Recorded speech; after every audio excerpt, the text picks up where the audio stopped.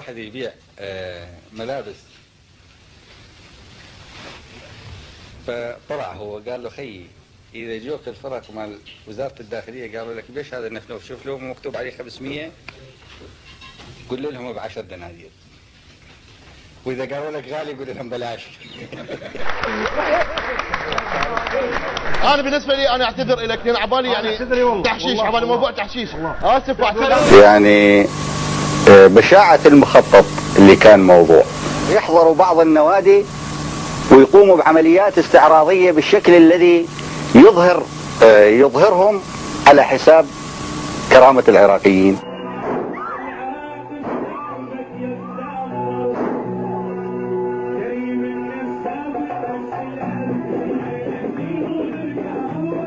اطلق لها السيف لا خوف ولا وجل،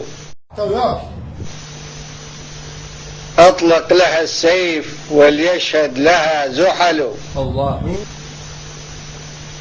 اطلق لها السيف قد جاش العدو لها، فليس يثنيه الا العاقل البطل. خاين الله، خاين مع كلام بعيد خاين وهابية. حتى بس اطمنكم واريحكم. لا يا عمي عيب يا عمي، استغفر الله العظيم يا رب. احنا اساس استقرارنا في ايماننا.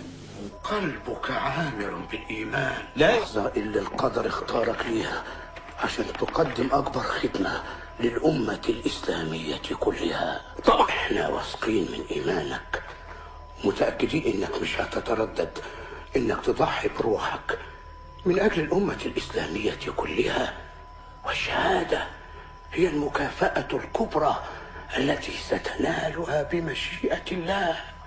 انت مكانك مش هنا، امال فين؟ فوق.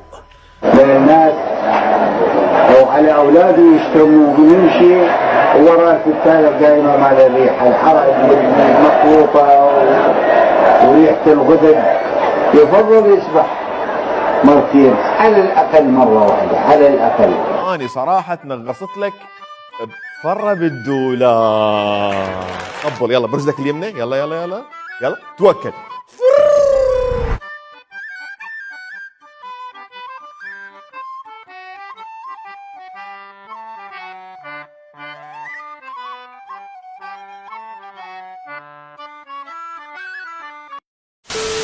الرئيس الأمريكي يعلن بدء الحرب ويقول إنها ستكون أطول وأصعب مما يتوقع الكثيرون.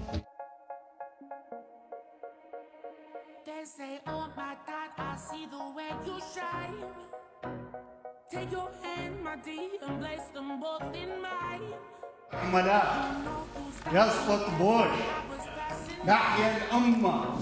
هاتوا لي الكلب ده.